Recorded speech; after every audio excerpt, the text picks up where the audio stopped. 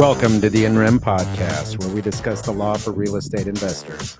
Andy and Sean are both attorneys. Nothing said in this discussion should be considered legal advice. We're simply providing information and education. You should consult with an attorney in your state regarding any specific legal issue that you may have.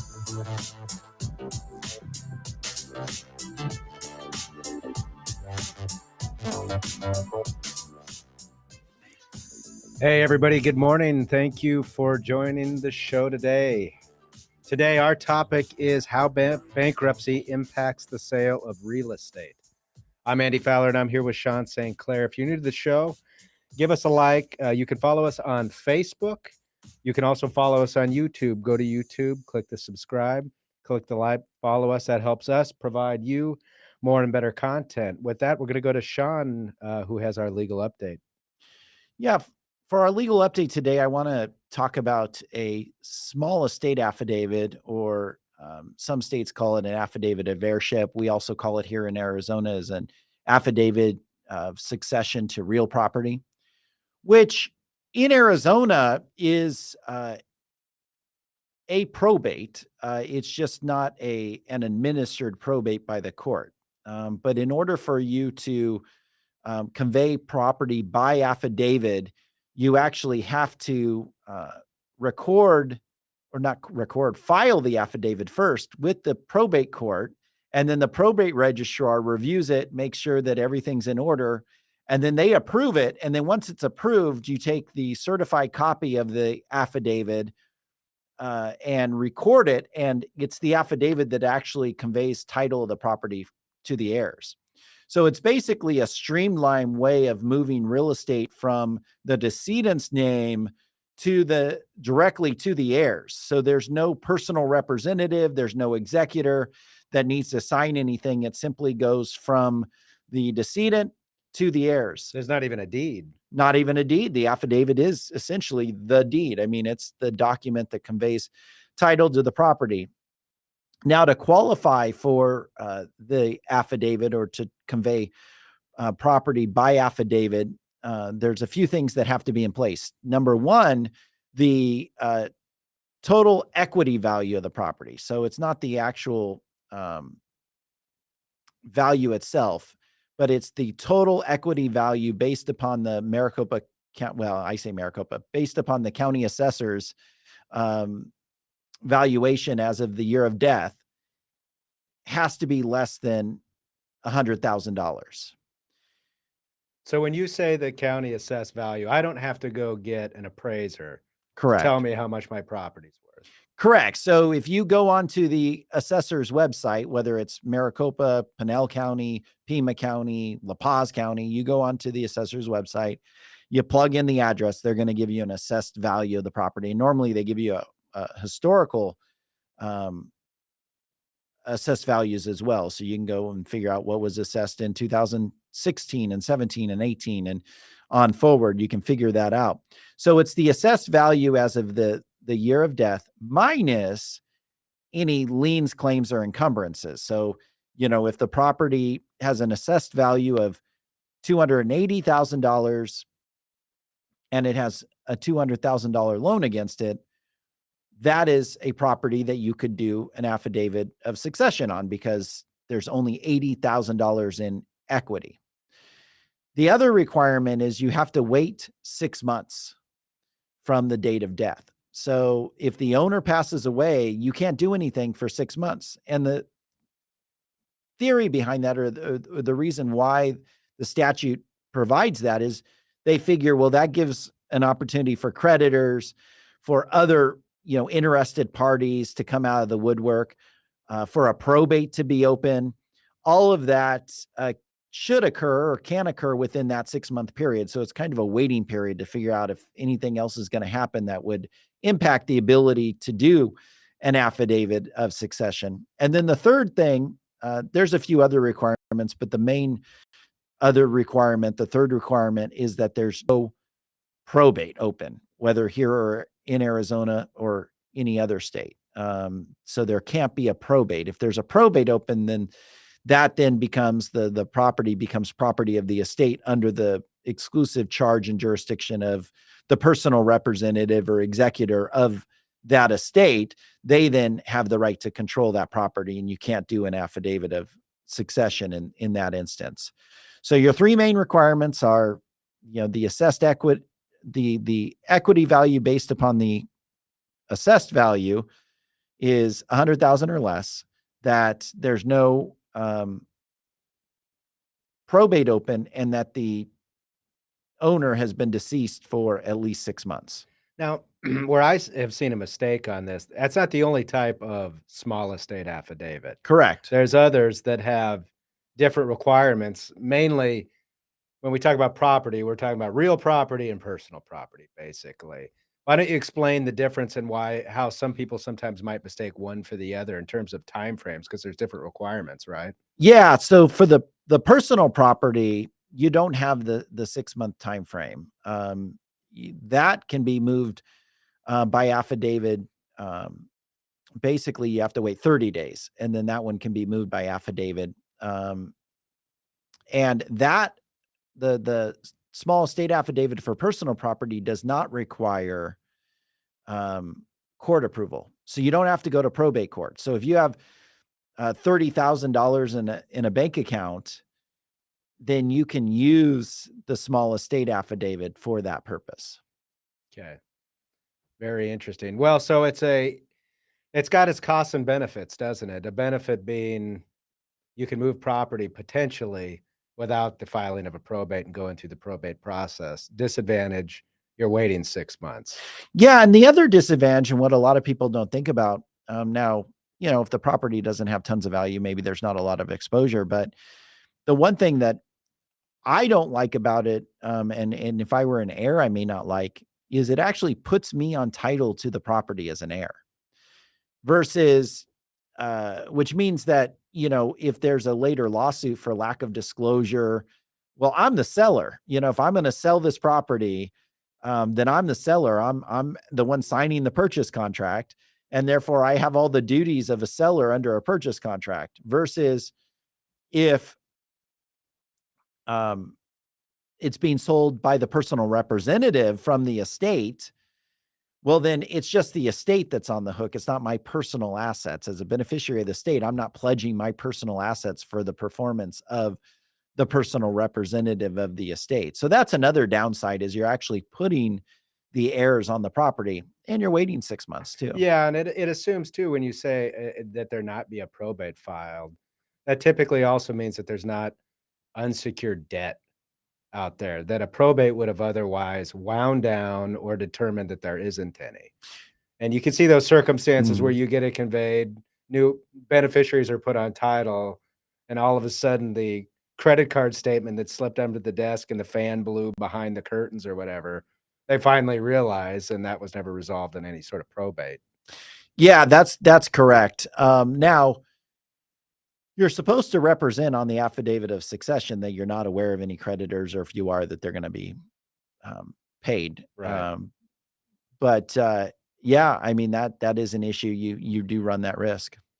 All right. Well, thank you, Sean, for the legal update. With that, we're going to turn to our topic for today, which is how bankruptcy impacts the sale of real estate.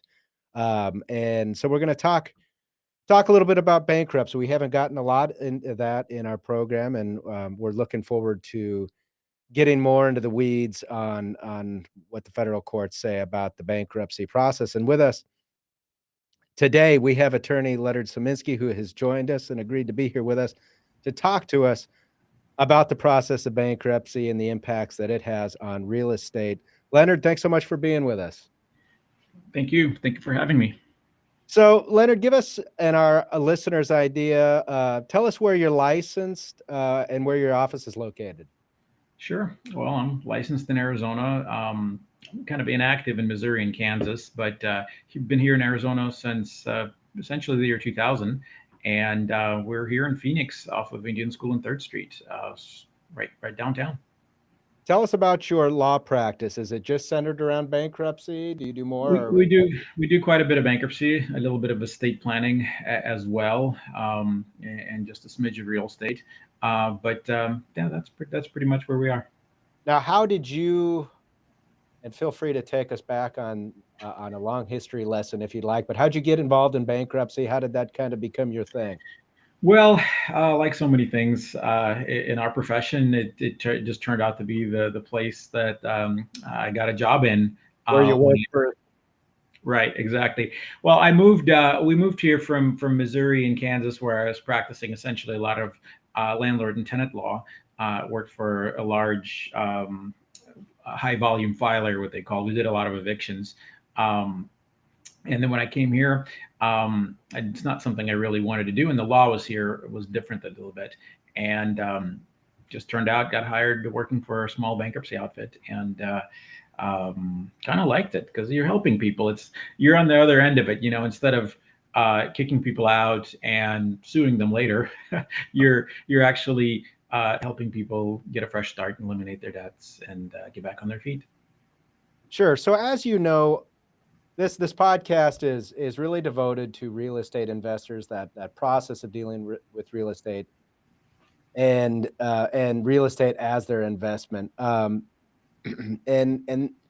real estate law invokes a lot of different areas of the law, obviously: contracts, real estate, liens, bankruptcy, and the list goes on and on. Right. So depending on where you are in the process might depend on where you sit. But what we wanted to do, just to kind of begin with, is give our listeners an idea about what bankruptcy is. Now, everybody's got this big idea in their head about what they think it is.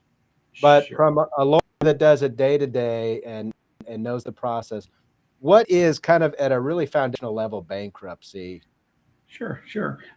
Well, bankruptcy is a federal law that allows somebody to file some paperwork with the bankruptcy court, and what it really does is eliminate certain debts, and basically it gets rid of your legal obligation to pay certain bills. Now, certain bills are politically incorrect to eliminate, like, for example, child support or criminal restitution or DUI fines. So even though those are bills you very well could be suffering from and cannot pay, the folks that drafted the rules decided that those bills, for the good of society, you get to keep the paying.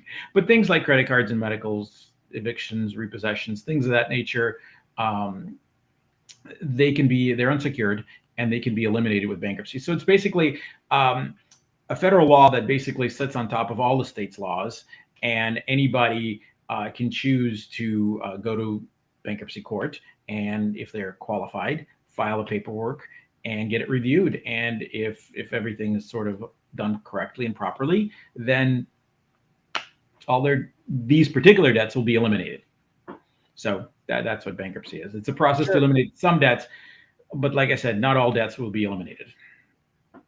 So for a real estate investor who might find themselves, whether it's through a transaction being hauled into in dealing with bankruptcy, or whether they've decided to do it for themselves for whatever reason, give us a lay of the landscape. When you say a federal law, um, this is a court proceeding. Where jurisdictionally am I going to end up if this process takes over my transaction, or if I end up having to file? Oh, absolutely. So the U.S. Bankruptcy Court for the District of Arizona is here in downtown Phoenix. It's one of the reasons why we're down here. And anybody who files a bankruptcy in Arizona will wind up in that court. Now there's several remote locations throughout the state for hearings and whatnot. So not everybody, like in Flagstaff, would wind up driving to Phoenix, but or in Tucson. And now, because of the pandemic thing, all of these are now done mostly remotely through Zoom and whatnot. But yeah, the physical courts, there's 3 locations throughout the state, and Phoenix is where it is here. Gotcha. So my next question, I kind of want to group 2 questions into one. one, who can file bankruptcy? We've done a number of shows about structuring your real estate investments. Right. Oftentimes, these real estate investors are either contracting individually with each other or through entities. So is there any limitation on, one, who can file bankruptcy, whether we're talking about a company or an individual? And then two, if you would explain the process of the different chapters of bankruptcy. You know, Yeah. we've all watched enough court TV to know that there's different chapters of bankruptcy, and we might Right. throw them around to make ourselves sound smart. But if you could explain that process to us as well. Sure. So those two questions kind of dovetail together because the nature, which kind of chapter you file, depends on who's filing. So by far, Chapter 7s are the kind of cases that are the most common. Probably 85% of the cases filed throughout the United States for bankruptcy are Chapter 7s, which are liquidations. And those can be filed by either individuals or legal entities. But usually for a legal entity like an LLC or a corp to file a 7, that's usually the end of the legal entity. So Chapter 7 is a liquidation. It's kind of like a winding up. So for an individual, when they file a Chapter 7, they're just wiping out their bills and getting a fresh start. And 4 or 5 months later, they're debt free, or at least certain kinds of debt free. Whereas for an LLC that files a Chapter 7, the trustee kind of comes in like a receiver and padlocks the place if it's like a building, and sells all the equipment and liquidates it and wipes out all the bills of the company. So those are 7s. They're the fastest and probably the most affordable to do. Chapter 13s are the next most common, and that can only be done by an individual. So LLCs can't do a 13, or just has to be a natural person. And it's a payment plan where you propose to pay back some of your bills. It's a 5-year thing. It could be as short as 3 years, but to lower the payments, it's typically 5. And it's kind of like a consolidation. It's a payment plan. You still eliminate a lot of your bills, but it's you pay as much as you can afford to pay. So it's kind of a sliding scale thing. And Chapter 11s are business reorganizations. So they're basically like a Chapter 13, but just for businesses. Now, it doesn't have to be a business. So an individual, a really high net worth individual, could file a Chapter 11 because and pay back some of their bills, because Chapter 13 has like limits. It's meant for relatively poor consumers. And they've recently upped those limits, but it's still limited. So if you have $50 million worth of liability and you don't want to wipe everything out, you're going to need to do a Chapter 11 if you're an individual, because you wouldn't be able to do a Chapter 13 because that's above the limits. There's another kind of bankruptcy. It's called a Chapter 12. It's for farmers. Never done one. But I believe it's a payment plan as well. And are there farmers in Arizona? I think there might be a few. There's probably plenty of farmers in Arizona. I know it's a big part of our economy, but yeah. I have never had the pleasure. Not even in Missouri and Kansas, where there's also a ton of farmers. And Chapter 9s for municipalities. Also never had the pleasure of doing that. But I think up in Detroit, there might be something going on up there. So those are the 4 basic types of bankruptcy available. Leonard, thank you so much for being with us. We really appreciate it. So I wanted to jump in here and talk about the automatic stay, because that's always something that us attorneys kind of hear. Don't violate the automatic stay, you'll end up in federal prison, type of thing. Right. So what is it? And So you're absolutely right. I mean, the automatic stay is basically bankruptcy's big claim to fame. So it's a federal court injunction that automatically kicks in as soon as the case is filed. So you don't have to do anything extra to get it. If you file the bankruptcy petition and you pay your fee, or even if you defer your fee, if you just procedurally meet the basic requirements, the bankruptcy court automatically gives you this. And basically all it says, it's an injunction that says nobody can be calling, harassing, suing, or garnishing you. And it stops any kind of, transactional activity. The theory is it basically puts a freeze on pretty much everything except maybe criminal activity. and says, okay, let's figure this out. Let's find out. Because the folks that are running into bankruptcy, they're usually being hounded by multiple collections activity, possibly lots of repossessions or lawsuits or evictions. So there's potentially a dozen creditors and competing interests going after their limited pot of money. So the bankruptcy idea was just, let's put it all on pause. Let's figure this out. So everybody just stop. So unless it's a criminal prosecution, which won't get stopped at all, or like child support, or any of the domestic support obligations, which also don't get stopped. I mean, there's other provisions that go through it, but basically, just about everything else is stopped. You can obviously go and get it lifted, and that's when all the lift stay practice comes into play.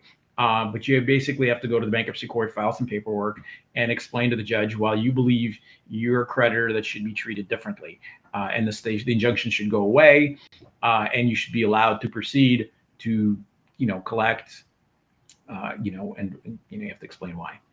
So. And does it apply to all chapters? Yeah, the automatic stay, as far as I know, applies in every single bankruptcy right away. As soon as you file, it's automatic. Yeah, it's automatic. So, and we've talked about this in the past. I mean, if you're a borrower and your property's up for auction and you file for bankruptcy 10 minutes before that gavel drops on the I've sale. done it. Yeah. That sale's no more. I mean, that sale was not supposed to happen, and they have to completely unwind the sale, right? Yeah. Right. Obviously, it's not really good practice to wait that close, but we've certainly done it within 24 hours, or even the same day within a few hours. But the key idea in those situations is notice. You'd want to contact the trustee, the foreclosure trustee handling the sale, and provide him proof of filing of bankruptcy and the case number, and then. But it's the sale would be void if it's got through and they didn't know about it, and then you could whip it out later and say, but here it is, because they're date time stamped, and so timing is key. Yeah, I mean, it could be a minute, before the actual sale. If the sale scheduled at 10 a.m. and you file at 9:58 a.m., you're good to go probably to unwind that sale. Now, let's say hypothetically, and I actually have seen this play out, and maybe it's just, hey, too bad, so sad, but let's say hypothetically that no notice was given to the trustee, so the debtor files for bankruptcy, likely not represented by counsel, but they file, and 60 days after the trustee sale, and that the property's been sold to a third party, twice removed, for example, like, when you have a loan out there, a mortgage out there, the whole thing, how do you unwind something like that? Yeah, well, from a bankruptcy perspective, we wouldn't, right? It would be somebody would hire an attorney to try to prove it. But I mean, you would think that if this third party buyer, unless they bought it for cash, there would be a title search. The bankruptcy would show up. It's on the credit report. It's on Pacer. So hopefully you wouldn't get, unless everybody's just blind and not paying attention and just doing everything in cash, it would show up much, much quicker than 60 days, probably within. Right. So it would be more of a title issue that would have to be dealt with in that case. Absolutely. So a couple of scenarios to deal with the automatic stay. Does it affect so let's say that a seller sells property on like a carryback financing. So now they're the lender, right? Mm-hmm. They're getting $1,000 a month on their carryback every month from the buyer. And a year and a half later, they're just not going to make it. They have other debt. They need the discharge. They go and file. Does the buyer who's making these loan payments, do they have to continue to make those payments? Or does the automatic stay do something to prohibit them from making the payments? Right. So the automatic stay is for the benefit of the filer, right? For the benefit of the debtor. So you got to identify and it's supposed to prevent collection activity against the debtor. So making payments is not collection activity, right? So it totally. So if the seller, the person the the person doing the carryback, Yeah. if they file for bankruptcy, that note and deed are property of the bankruptcy estate. That income coming in from the buyer, that's going to be counted. So it depends, I guess, what kind of bankruptcy this person filed. If it's a Chapter 7, the trustee will own that stream of income potentially, and it's an executory contract, could be able to. They'll probably try to renegotiate with the buyer and maybe buy them out or something, or have them buy it out. It happens when people file and they have like a residual stream of income, like from insurance or something, and it could pay for years. And the trustee tries to buy that stream of income because it's no longer the debtor's; it belongs to the bankruptcy estate. So, yeah. What if there's a purchase contract that's in place? It's 45 days old. They're getting ready to close in 30 days. And that's all it is a purchase contract. The seller files for bankruptcy. The buyer still wants to buy the property. What happens in that circumstance? The buyer would need to negotiate with the trustee. That contract would be the filer would disclose that I have a contract to purchase whatever, and it's an executory contract which can be canceled or affirmed, or it's up to the trustee. There's 60 days in which to do it, and it becomes property of the bankruptcy estate. And the trustee will we keep saying the trustee, and potentially maybe the audience doesn't know. So right.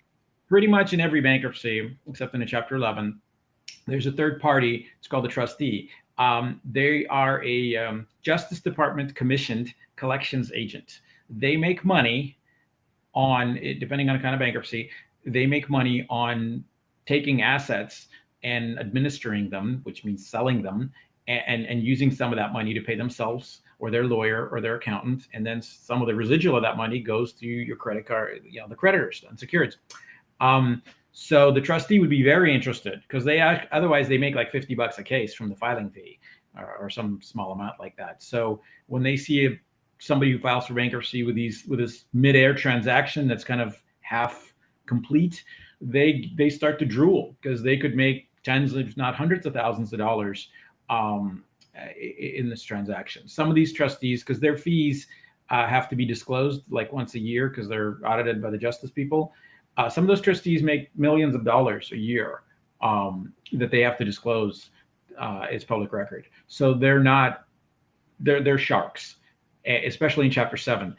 In Chapter 13, it's kind of interesting. In Chapter 13, the creditors are supposed to get paid at least as much as they would have gotten in a hypothetical 7. So the Chapter 13 trustee puts on their thinking cap and says, well, if they had filed a 7, how much would we have gotten if we'd have sold whatever this is? And then they make you pay the equivalent amount in payments in a Chapter 13. So 13 is always supposed to pay a little bit more, even if it's 1 penny more than a Chapter 7. So the trustee doesn't really go after as aggressively. They just kind of hold you feet to the fire and say, either you're going to pay this extra, or we're going to kick you out of bankruptcy or convert you by force into a Chapter 7 where this thing will be liquidated by force.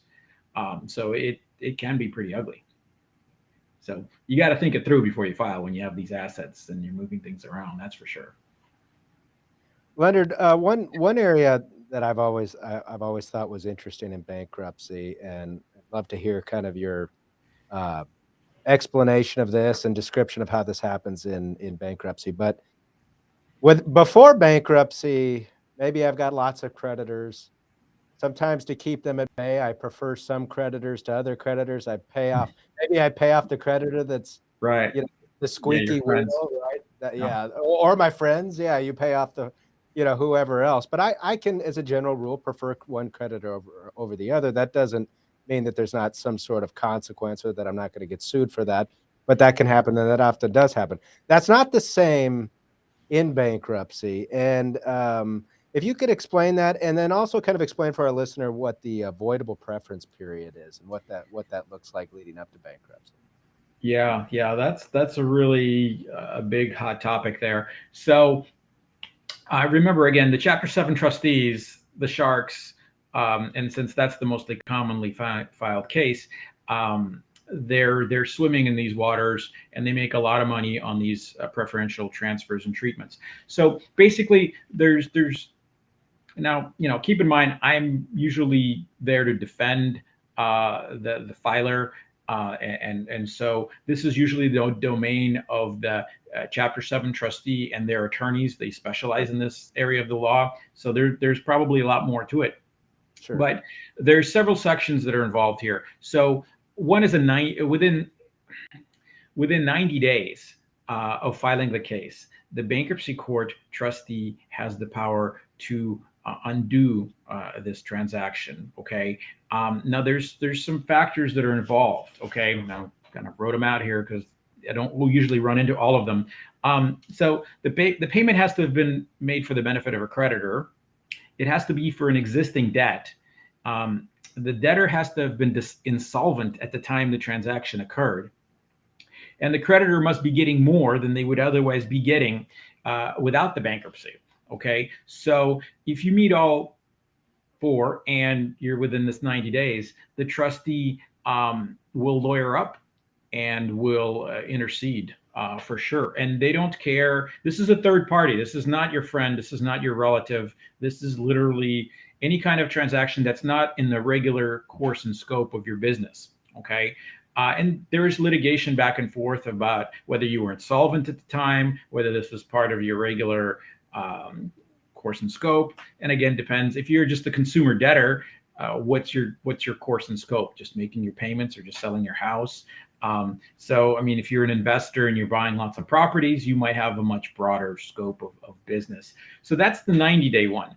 There's also the fraudulent transfers deal, which is 1 year look back, and that really focuses on insiders, which are friends, relatives, and business partners. And that one is even worse. Okay, so we're talking about the transfer actual fraud, which is a transfer made with intent to hinder or delay, and of course constructive fraud, which is the debtor just got less than fair market value, and the debtor was insolvent at the time of the transfer. So for the second prong of that, you have to be both insolvent, which you could fight about, and fair market value, which we have fought about a lot as well. So the trustees get into this Monday morning quarterbacking. I've had clients who, they sold some jewelry 6 months or 9 months before they filed for bankruptcy because they went to a pawn shop. The pawn shop, this is actually a real case. They went to a pawn shop. The pawn shop said, hey, we'll give you, $1,000 for this watch. And so the debtor goes, and instead of giving it to the pawn shop, she sells it to a relative. Okay. With a bill of sale, the money, everything. The trustee comes back and attacks it, saying, hey, I think even though the pawn shop said it's also $1,000, I think it's worth more. I've seen them on eBay for more, and I want the difference. So and they can dismiss the bankruptcy if you don't cooperate or win in court. So hopefully those are the two: 90 days and a year. Don't get cute with your stuff right before filing bankruptcy. Well, absolutely. Well, a lot of times people just don't know, right? A year is a long time. You might not know that within a year, sure, a catastrophe will befall you. And then all of your transactions from the last year will be scrutinized with a bankruptcy lens. But yeah, if it's a big transaction, you definitely should consider waiting for these things to time out. Yeah, that's big. I know you do some real estate work, and you're active with some real estate groups in town. Yes. We met, I think, at a buy and hold meetup, which That's you right. know is about long-term holds on property and tenants and all that good stuff, or rentals.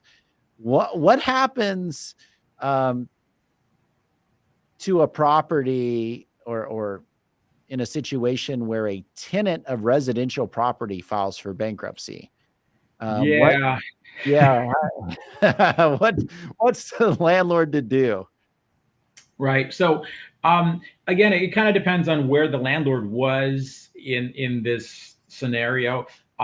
So if you already have a judgment for possession and you just haven't kicked them out, the automatic stay will let you slide in and you could proceed with the irregular eviction with your forcible detainer. Or the execution at this point. But if you don't have your judgment for possession, then basically the automatic stay slams shut the case and just pauses it. And then you need to, as the landlord, run to the bankruptcy court and file your motion for relief. I've had multiple cases where the tenant just files a pro se Chapter 7 just to buy more time, just to get it. They wind up dismissing it for not filing documents. So it just gives them an extra 10 or 15 days of procedural delay. And the Justice Court or Superior Court just sits there twiddling their thumbs. So, but yeah, if they actually followed through and filed the proper documents to have a proper bankruptcy case, then you would want to file a motion for relief and get in front of the judge. And you can get it on an expedited basis. I mean, normally it takes like maybe 2 weeks, 3 weeks to get a hearing. But if you're a landlord, you don't want to wait that time. You can ask for an emergency hearing and get one within 2 or 3 days. And the judges are pretty understanding and will allow you to resume your. So they're not going to give you any more remedies than you would have gotten under state law. They're just going to lift the hold and allow you to go back to state court to finish your state court procedures, which could mean giving your 5-day notice and filing your forcible detainer or whatever, and getting your hearing. What if you're 6 months into a 1-year lease, tenant is paying as agreed, but tenant just files for bankruptcy because of other debt, credit cards or whatnot? Yep. And now you have this automatic stay. Can you, as the landlord, accept rental payments going forward, or do you need to go obtain special approval from the court to continue to accept rental payments from the tenant? You should be able to get rental. I mean, you're not violating the stay. You're not collecting. The tenant has an obligation if they stay and accept the lease. They have an obligation to keep making payments on the rent. It's the rental payments are actually what's called an administrative expense, which gets extra priority. So once you accept the lease in the bankruptcy as the filer and the tenant, then you have an obligation. You're on the hook, basically. You basically are responsible for all of the rental payments while in bankruptcy if you accept the lease, and as long as you stay, you're required to pay. If not, the landlord can get the motion for relief filed and say, hey, judge, they're not following the deal. We want to evict them and give us our state court remedies back. Let us go back to our forcible detainer. And so and it kind of depends on which kind of bankruptcy they're doing, a 7 or a 13, but the analysis is generally the same. If they make the payments, you should accept them, and because they're supposed to be making the payments if they're going to keep the property. At what point does the tenant make the election to accept the lease? 60 days if it's residential, 120 days if it's commercial. Yeah. Okay. So yeah, they have to do that, or it's automatically presumed canceled if you don't affirmatively do that. So, yeah. So basically, if you're a landlord, let's just say residential for now, we won't get into the commercial just yet. Yeah. But you're a residential landlord, your tenant files for bankruptcy. I'm assuming they'll send you a notice. Right. Tenant's current. As long as the tenant stays current, nothing more can be done. But at what point, let's say on the 50th day, the tenant decides to, or no, let's just say 61 days goes, and on the 61st day, there's not been an election to accept the lease. The lease is deemed canceled. What kind of notice does the landlord get in that scenario? Well, I believe that section of the law basically says if you don't elect and it's canceled, then the stay doesn't apply anymore, and you could proceed. A lot of landlords, though, would probably try to get a comfort order and still file a motion for relief and say, hey, judge, they didn't elect it. it's presumed to be rejected. We want you to kind of double check to make sure, because you don't want to run afoul. Because if the tenant changes their mind later and says, "Oh no, you never lifted the stay and you evicted me wrongfully," there could be penalties and liability that way. So most landlords get a comfort order, to be sure. Now, could this ever happen where the tenant does not accept the lease within 60 days, but they maybe want to stay in the property, so they continue to make their lease payments even after 60 days? The landlord accepts those payments. Right. What is the tenant on a month-to-month at that point, or is that right? State law would apply, right? I mean, if they're not breaking, if they're not breaking the lease, I mean, the landlord would have to affirmatively want them out. But yeah, I think state law would apply. And if you're accepting the rent, you're creating a month-to-month lease. So that's my 2 cents on that. Right. So at that point, you can't just go into the bankruptcy court and say, "Hey, I want them out," or go into eviction court and say, "I want them out." If you've accepted the payments and they've not chosen to accept the lease, which means the 1 year or 2 year lease term is no more, but now they're month to month, then you have to give them the required statutory 30-day notice and all of that. But you could give them that notice without violating the stay at that point. Right. Because you remember, Chapter 7 is only like 4.5 months long, after which it's done, and you're back to kind of like the filers got less debt, but you're free to continue to, the stay is over with when the discharge happens. And so there's no worry of violating the discharge. I'm sorry, the automatic stay. So at that point. Now, does this analysis change at all in a Chapter 13? Well, not really that much. I mean, if you stay in the property as a tenant, you're supposed to keep paying the rent, and obviously follow the other provisions of the lease with regard to, pets and trash and whatnot.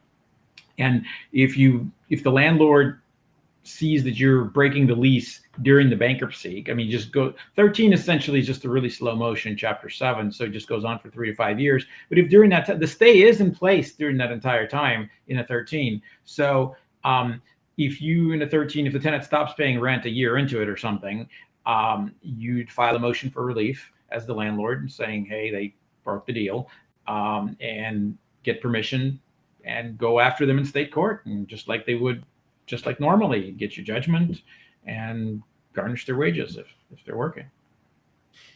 Now, in a Chapter 13, if they don't cancel within the 60 days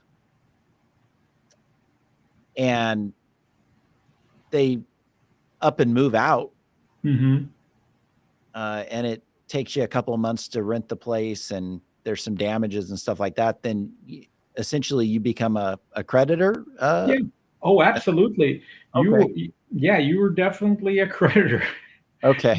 Yeah. Are you a creditor if they continue to pay and stay in the property, even if they don't accept the lease?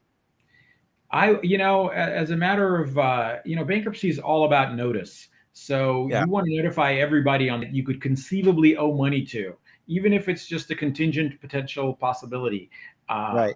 So yeah, I would definitely put the landlord in there. Even if you think you owe them zero, you'd say, "I owe the landlord zero, but I want them to have notice that I filed." This way they could, because the law doesn't apply really well if the landlord tries to evict you, if any creditor goes after you and you never notified them that you filed for bankruptcy, they have a really good argument for saying, "Well, I didn't know the stay was in place, and therefore I didn't violate any stay. I'm free to collect." There's litigation back and forth on this, but it's really much better practice to notify everybody on the planet. And that's just not in bankruptcy. That's everywhere. I always tell our associates, more notice is better than less notice. Like, if you're going to default somebody, you give notice to everybody that you think you need to. Any attorney that could be out there that represents them, and every address you can think of or know of, and notices to release liens or obtain payoff statements. You just basically send it to every address, and fax number and email you can find, because you generally aren't going to get in trouble by giving more notice. It's going to be the lack of notice that's always going to come back to bite you on anything. Yeah, absolutely. And in bankruptcy court, it's the bankruptcy court itself that actually mails the notices out. So you just give the bankruptcy courts a list of names and addresses, and they send they it's their postage. It's part of your filing fees. They pay for the postage. They do the printing. They do the mailing. So, yeah. Well, I like that. I wish the Superior Court would do that for. Yes, that'd be wonderful. So Leonard, let's flip this on its head now. Sure. I'm the tenant and I'm paying rent, and we'll keep it residential here. In my landlord files bankruptcy. Okay. I guess at a baseline level, what should the tenant expect his or her obligations are going forward throughout this process? Well, I'm not even sure if the tenant's got to pay rent and not violate the lease. So the lease stays in place. I mean, it's up to the landlord to accept the contract. And at some point, depending on the kind of bankruptcy the landlord filed, the trustee would get involved potentially. In some cases, the trustee would contact the tenant and say, hey, I own the lease now, essentially. I own this contract because it's property of the bankruptcy estate in a Chapter 7. And this rent that you're paying to the landlord, pay it to me. I'm now the executor, essentially, of this estate. In fact, I wanted to make this analogy before. Bankruptcy and probate are similar in concepts. There is, instead of a personal representative, there's a trustee, but there is an estate. Nobody died in bankruptcy, but your finances died.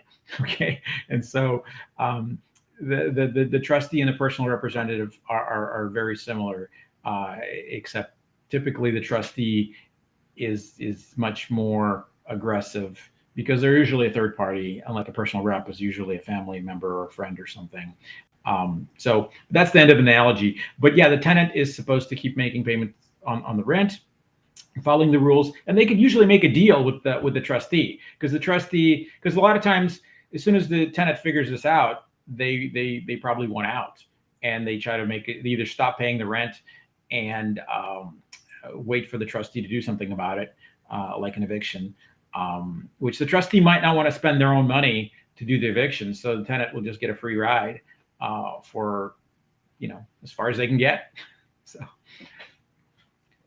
So along these same kind of lines, we talked a little bit before the landlord-tenant issue about sellers filing bankruptcy, but let's talk about a real estate contract where the buyer files for bankruptcy. What does that look like for purposes of the does that just really come down to, at that point, whether the contract has some sort of value to the trustee who now owns the assets? Exactly. A lot of it, again, the kind of bankruptcy that was filed. So in a Chapter 7, the trustee would definitely own that contract, right? It's an executory contract. And I don't know what it's worth. Is it worth consummating? Can it still be consummated? If one of the parties is in bankruptcy, were they bringing any money to the table? In bankruptcy, you're disclosing all your assets and all your liabilities to the bankruptcy court. Are you able to proceed with the deal? And it has, and we're talking about, I guess the deal is kind of like stuck in midair. So this is, there's been no closing yet, right? Is that what? Right. Yeah, right. No closing, stuck in midair. And I guess where we're going with this to some extent is, could you ever see a scenario?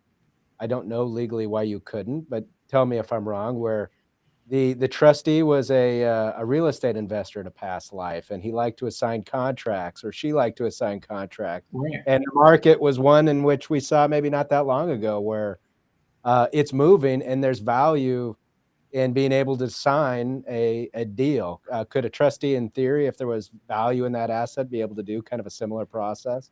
They could sell it. I mean, this happens, like I said, with those residual things where it's a potentially very small stream of income that goes on for potentially years. The trustee doesn't want to get $50 or $100 here and there, so they'll go to those companies that will pay out a whole bunch of money, like instead of waiting, like with lotteries and stuff like that, instead of waiting they'll just give you like half of their money now. So there's monies out there. There's companies out there like that. So yeah, the trustees are definitely connected with that. Some of them have their own little eBay sites where they will auction things off. So there's about a dozen Chapter 7 trustees here in Maricopa County and a couple in the other counties. But yeah, so they're aggressive, and they could definitely sell it or assign it. I've seen them threaten to do that with airline tickets, like tickets they can transfer.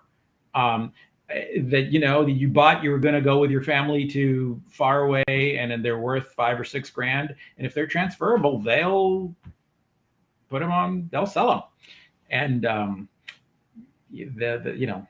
I don't know if any creditors are going to make any money, but the trustee certainly will. So, Leonard, one strategy in creative financing is what they call the sandwich lease option, which is you find somebody who wants to unload their property and is wanting to take payments over time. And so you say, okay, I'll lease your property for 5 years, pay you X amount of dollars per month, and then you give me an option to purchase in 5 years. And, maybe you pay $5 grand for that option. So you pay, some value. And, 2 years in, and of course the exit strategy for the initial, tenant slash optionee is to then sublet and find somebody they sublet it to, and they give someone else an option that, trumps their option or is for a purchase price greater than their option. They take an option fee. Couple years in, original seller, or owner of the property for that matter, not really even a seller, owner of the property, landlord slash optionor, files for bankruptcy. So you're past the voidable preference.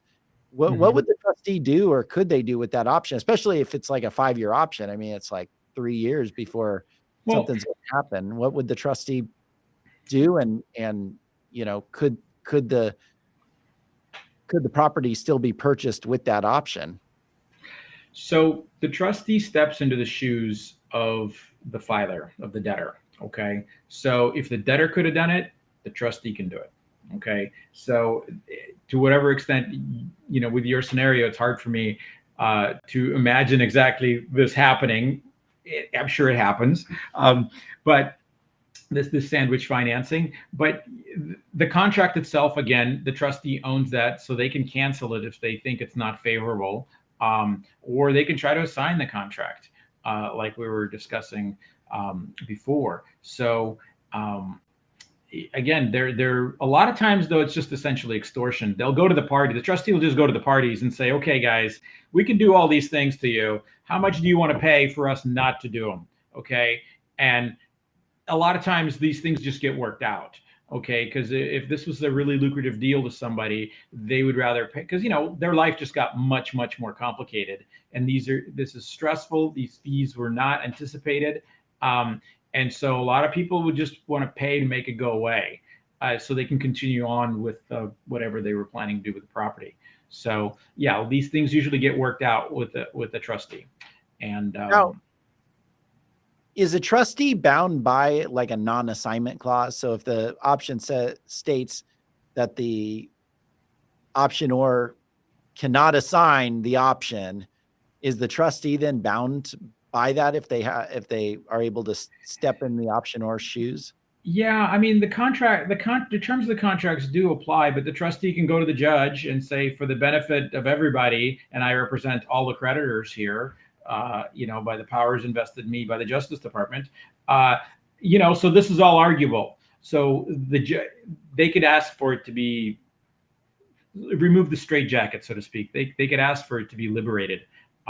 for the benefit of the unsecured creditors. Because you remember, bankruptcy is sort of a bargain. You get to keep certain things, and you get to wipe out all these assets. I'm sorry, all these liabilities. But a lot of times, if it looks like you were just too sneaky for your own good, there's an equity argument. And the trustee will say, hey, look, you're wiping out hundreds of thousands of dollars worth of bills.